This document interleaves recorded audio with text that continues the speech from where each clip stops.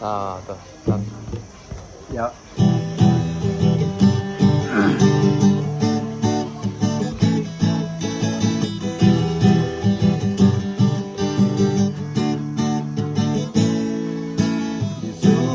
sang batin Yesu bantu song manu Hãy dân ra con đi trong bình an Con nương cởi chúa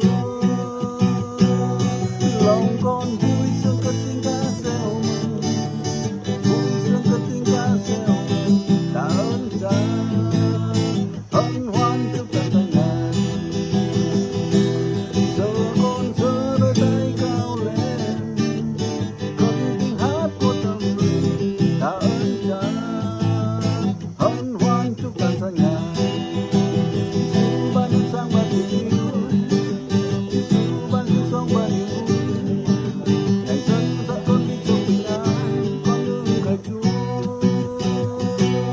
lòng con vui sướng cất tiếng ca reo mừng vui sướng cất tiếng ca reo mừng tạ ơn Cha hân hoan chúc cả tay ngài